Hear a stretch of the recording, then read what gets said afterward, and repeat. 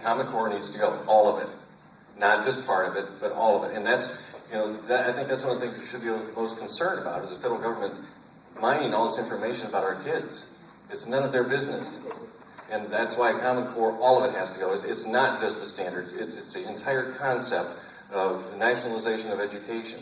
And it needs to go. And I give you guys a lot of credit because had the 912 groups not done what they did, I don't think Common Core would have been stopped. You were vocal about it. You got involved and you stopped it. And I think the entire state of Indiana, our children, our children's children, should thank you for it. Because by taking a stand and getting up there and doing it, you had a very, very big impact on it. And like I say, the entire thing needs to go. That information they don't need on our children. Right. Yeah, I can stay very redundant with Kim. And not only to our students, but to ourselves. The intrusion into our privacy, the collection of data, the gathering of information really isn't anybody else's business. It's our business. You don't know about me because I don't tell you about me. If you want to know, let's go sit down and talk, and I'll tell you what I want you to know. But I don't need the big brother. I don't need somebody looking over my shoulders. I'm tired. I've had enough. I don't want any more. I imagine all of our answers are going to be rather redundant on this, but I'll do my best to address it as well. I think that, and Darren, I know, thinks as well, that the issue of government overreach isn't just in Common Core. They're not looking for just information on their children. Look at Obamacare. The original drafts of Obamacare have them looking at, they want a federal registry of everyone who receives implants, any type of medical device that were to go into the body, and they want it federally registered with a number so they could track it. You don't need that kind of surveillance. But the best way to put it is like George Orwell did in 1984 with Big Brother. You don't need Big Brother. You don't need someone standing over your shoulder. You don't need someone prying into your personal business. And Darren simply won't allow it. Sent me this year a survey that East Allen County Schools was sending out to their students, and it was asking them what their weekends were like, if their parents if they had any alcohol in the house, if there were guns in the house, if there was fighting, were they ever sad, were they ever uncomfortable. I mean, it's already here. So this is the kind of thing where we don't want at the state level to be reaching into your school district, whether it's a private, Catholic, a charter school, whatever it is, and micromanaging. But on the other hand, there is that oversight that's needed when you've got those kinds of school districts that are out there sending that kind of information, whether it's attached to a Common Core curriculum or whatever it is, because at the end of the day, what we need to do, the message we need to send is, you parents are the first educators of your children. You know best what your children need. And so you should then be able to have the ability to turn around to your school district and say, this is what we want. This fits our community, and this is not what we want in our community. And right now, we see this frustration with parents in their school systems because their hands are tied and they are not given the ability to parent their children anymore. The school has now become the one in charge, and you're just there to pick them up at the end of the day. So if we want parents to be more involved, then we need to make sure that we consider the parents first as the primary educators of the children and forget the rest of this stuff, and certainly forget this intrusive NSA-type surveying that some of the school systems are doing. Doug told me to switch microphones. This question I was going to ask, it's from John Brown, but I'm going to paraphrase it and ask it in my own words, and something that is sort of near and dear to my heart. Would you, as a state legislator, be willing to sponsor and pass a law in the state of Indiana that says no to the federal government if you feel that the federal government is encroaching upon citizens' rights?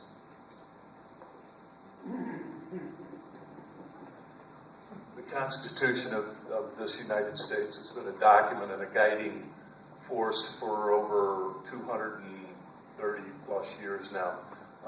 Does allow through Article 10 that in fact the states are we are in control of our destiny.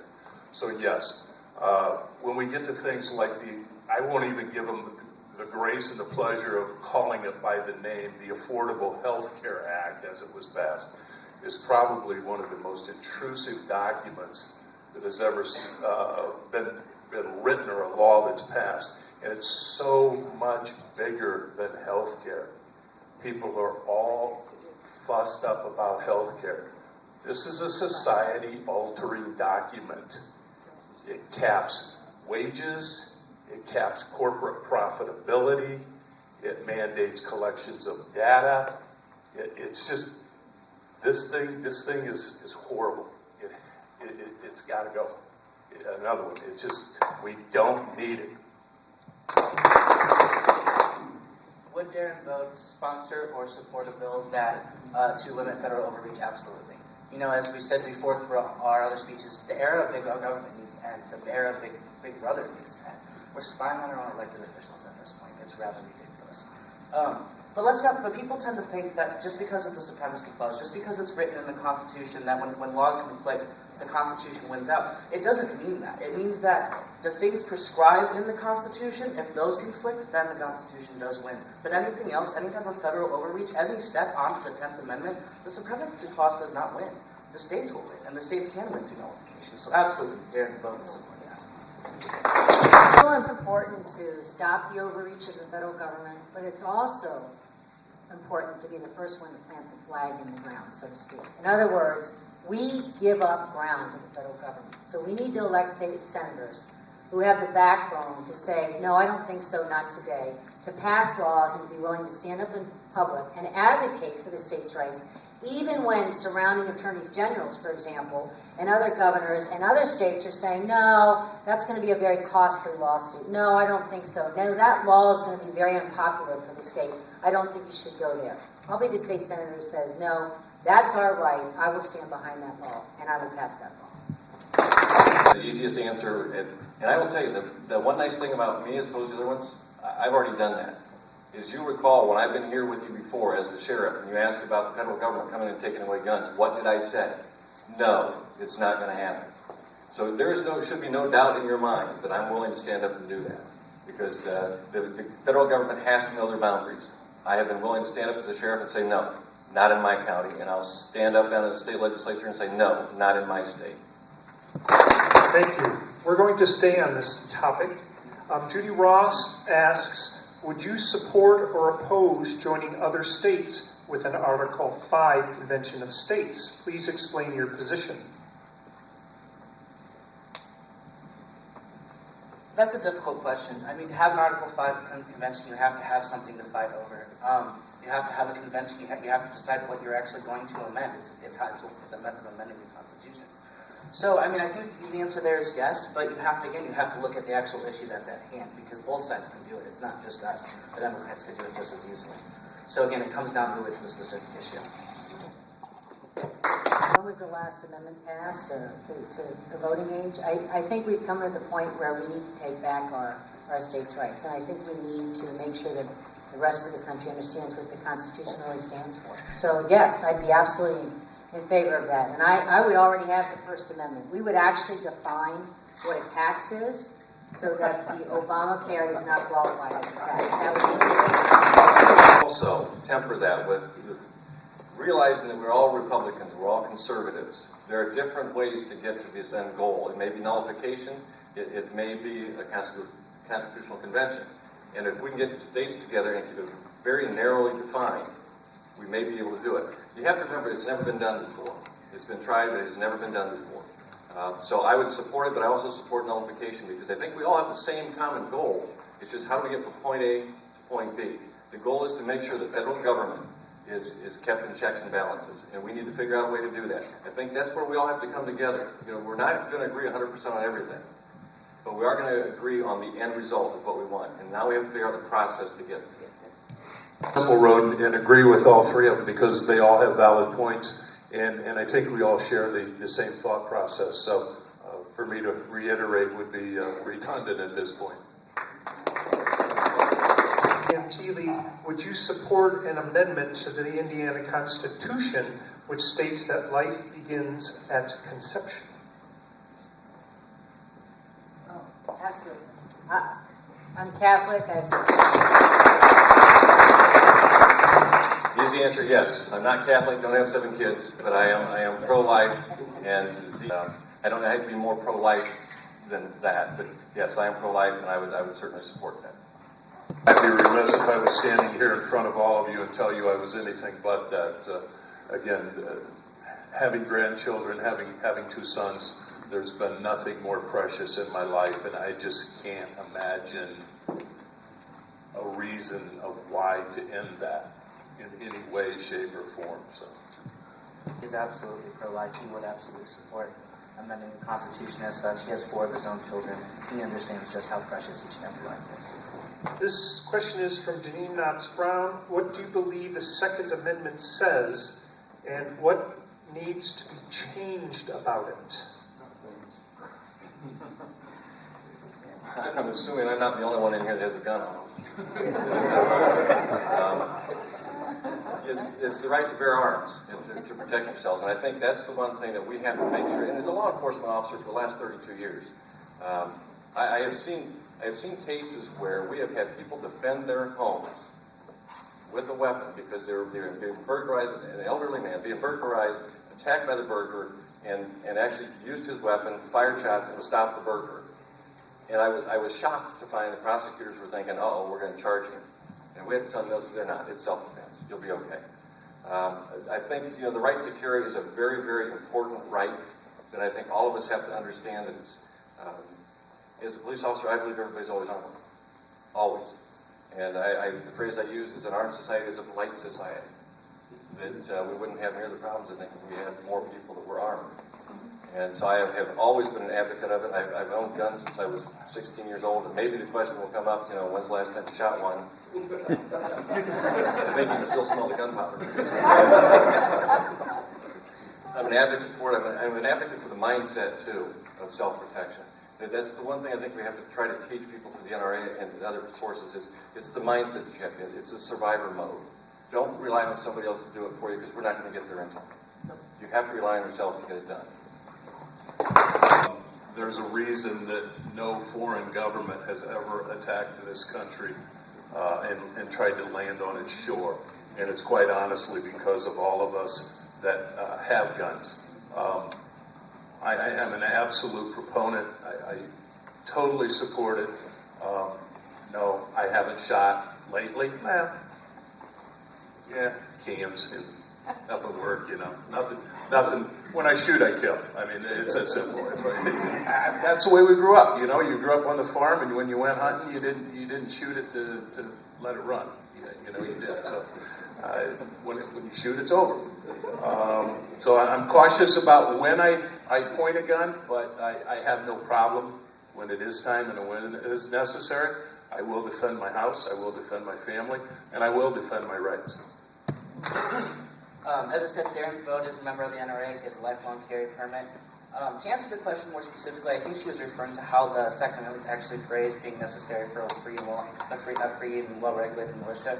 Some opponents of the Second Amendment try to go at that to say, you have to be a member of a militia or to have all these different requirements, and it sets some type of requirement on it, and it does not.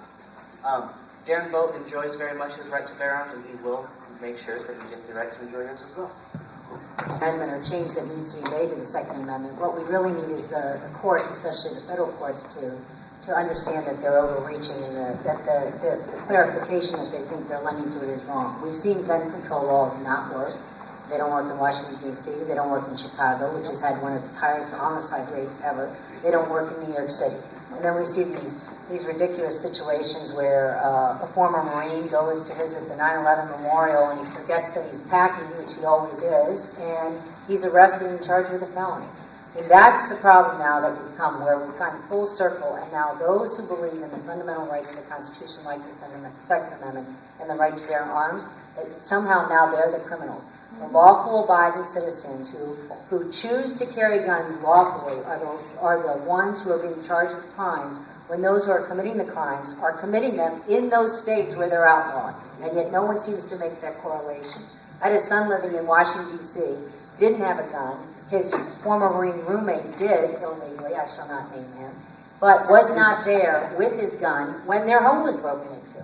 No remorse, no recourse to go after someone like that during the day when my son was home. Thank God nothing happened. That's the kind of thing where we're getting to in this country, where we can't defend ourselves, we can't defend our homes, and the fact that now we're being painted as terrorists because we even went to own one. And yet when you look at those countries where there's unrest, that's the first thing they do. They take the guns away from the lawful citizens. It's starting to get late. I have one more question that I'd like to ask all of you, and that is, what is your position on the recent marriage amendment resolution and the changes that change that proposed amendment?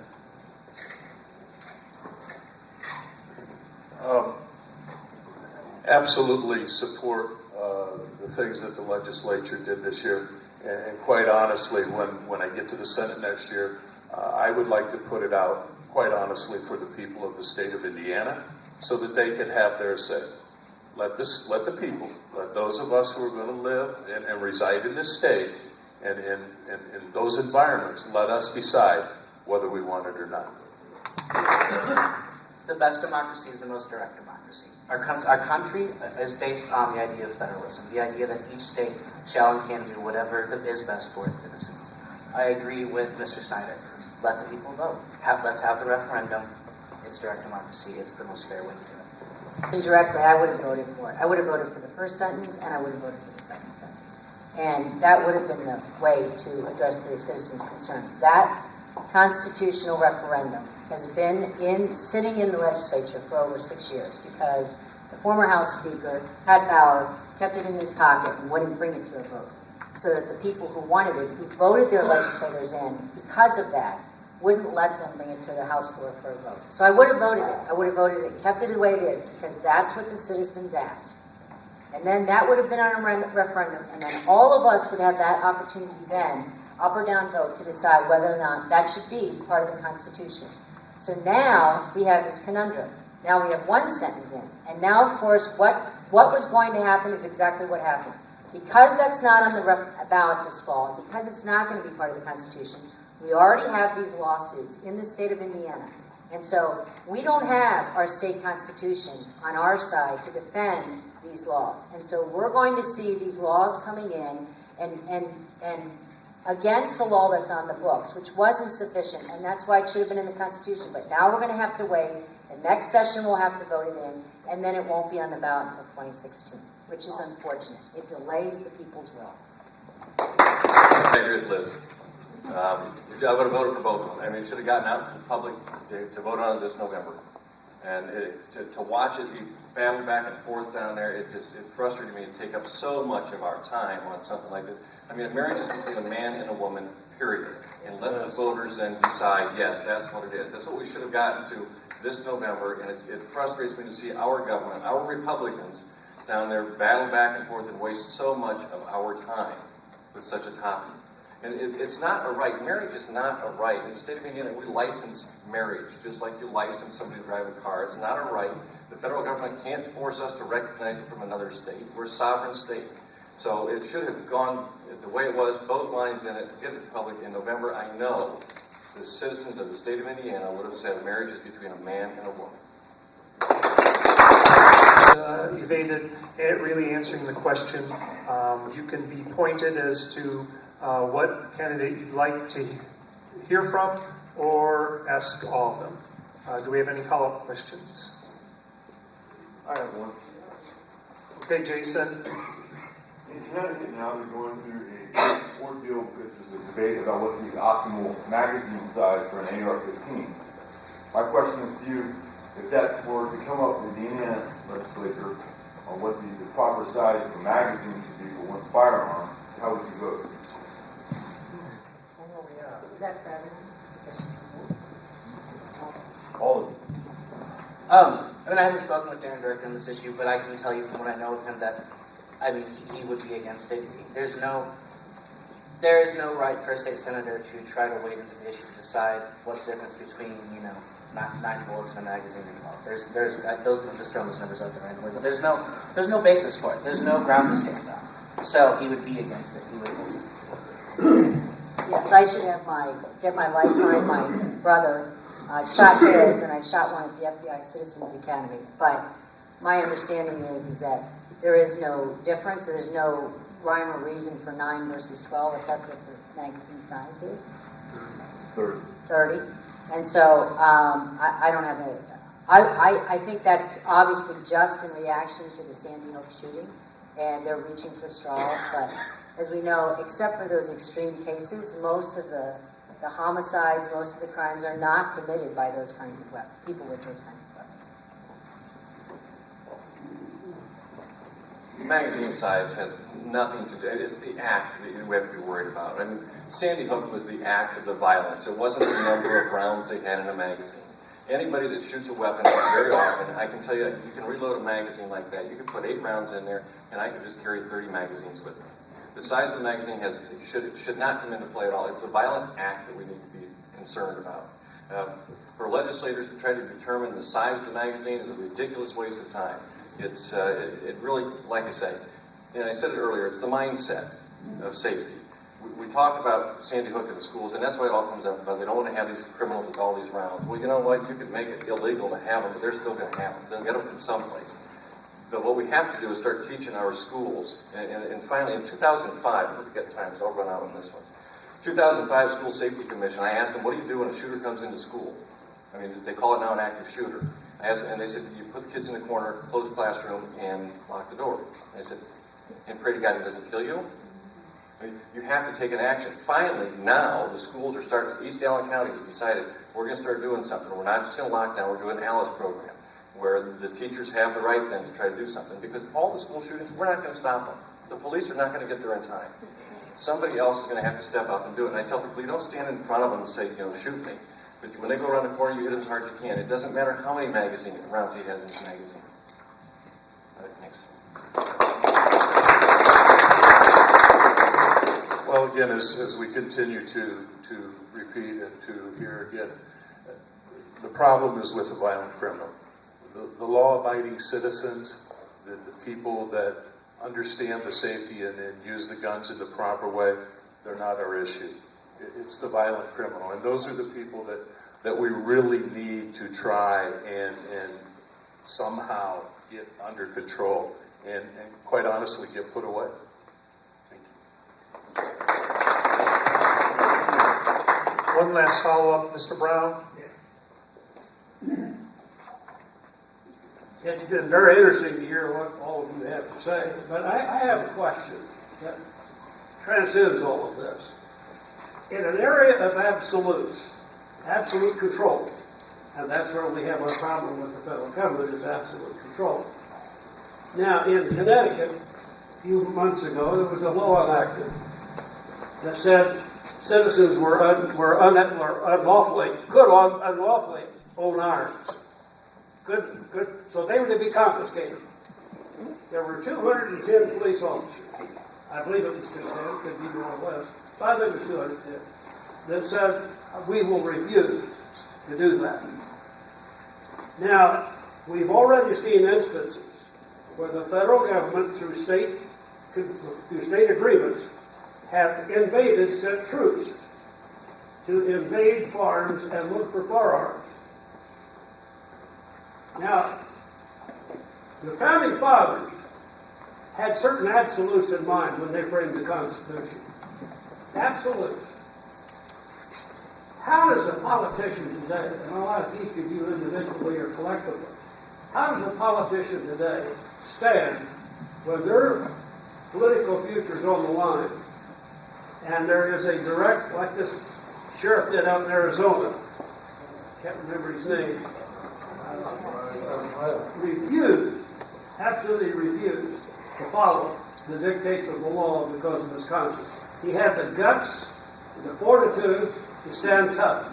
And I'd ask you how you feel when there is an issue such as that. Gun control in schools where the governor comes out and says it's okay for the teacher to indoctrinate your children according to the teacher's beliefs. Now that's what our federal government is doing. That's why Obama is so dead set on government control of education. No different than what Hitler did. So anyway, I get off my soapbox. Mr. Brown, you said you would not get on your soapbox. Would you like to answer his question? Where do we start? How do you settle on absolutes? Well, you never know until you have the case before you, right? Whether or not it's going to be an absolute. So I think that's why it's such a hard decision for all of you on May 6th, because you don't know what's going to come up in the legislature or in the state or in a courthouse or in some town or at the federal level. So the best you can do is you can elect someone that you know you can trust, someone who has integrity, who's honesty, someone who is not looking to be a career politician, who wants to do this for the rest of their life because they want a job. To be honest, I'm going to do this because I know how to do this, I have the skills to do this, and I know I'll do a good job.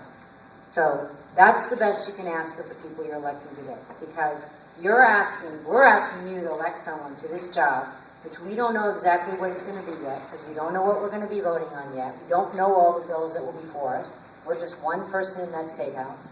And we also don't know what issues will be coming before us. Who would have thought 10 years ago that there'd be a case like that, Mr. Brown, where they're saying you cannot own a gun in your town or in your community, period. You just can't. No circumstances whatsoever. Would you stand tough on that? Absolutely. So you have to elect somebody where you know when that decision, that issue comes up before you, which has never come up before, and you never asked them in a forum like this because you never imagined it, you have to trust them. You have to know it's someone that they have a good moral and value system and that they're going to do the right thing, even though you don't know what they're going to do. That's all you can say. That's all you can hope for in your elected officials. Yes, I will do that. I have done that, and it's principle. There are absolutes. I mean, you can draw a line in the sand. It can be black and white. There are many things that have shades of gray, but there are absolutes that you can stand up and say, no, that is the mountain I'm willing to die on. And that's the way I have always been. That's the way I think I was raised by my parents, is that, and my mother was always one of those, always put everybody else before her. And I think that's what I have done in law enforcement. I do this because it's for everybody else. It's not for me. And I have no problem standing up. Remember, when I ran for sheriff, I was not the fair-haired boy. I was not the one they wanted. I had to file my paperwork 3 years ahead of time because they didn't want me as the sheriff. I had to fight tooth and nail. And they didn't want me because I stand up for what I believe. And I would tell them exactly what I thought. And they, most of the time, didn't like that. So I have no problem telling everybody exactly what I think. We all have personal preferences. What I'm getting down to is the core of this. The governor of the state or the president of the United States says, you will do this, you will disarm John Q. Smith's house. No, I won't. Is that an absolute for you? Yes, it is. That is one of the absolutes. And yes, no, I would not. And I have no problem standing up. No, I have no problem standing up to somebody like that at all. That is an absolute. As a business person through the years, I've always tried to operate with a very high level of integrity. I do see black and white. I see very little gray. I'm sorry.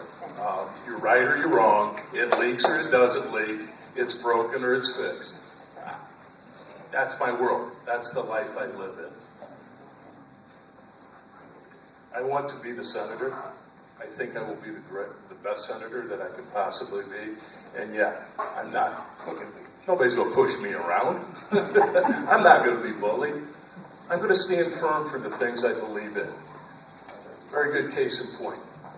Our number 12 largest customer, we're in negotiations for a contract.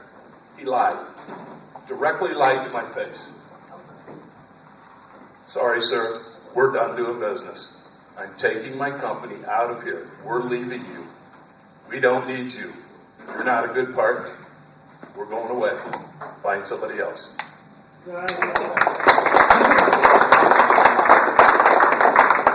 I think the real core of your question is what kind of elected official will you be? Will you be someone who stands on principle? Will you be someone who, as you put it, believe in absolutes?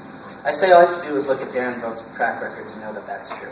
He has the integrity to lead in the state senate. Here in Allen County, he championed the idea of restructuring the county government. And that may not be the most popular idea in the room, but you know what? Some of the best ideas in the room start off as the most unpopular idea in the room. You can be right and you can be wrong. On those issues of particular Second Amendment or whatever those moral absolutes you may define for yourself, then yes, Darren Vogt will not, in your scenario, disarm John Q in his own home. He would say no, he would tell the governor, I'm sorry, but I respectfully refuse. But at the end of the day, as Luke Brown kind of said, it comes down to trust. It comes down to which four of us, well actually these three in there, but do you trust to represent you in office? turns out.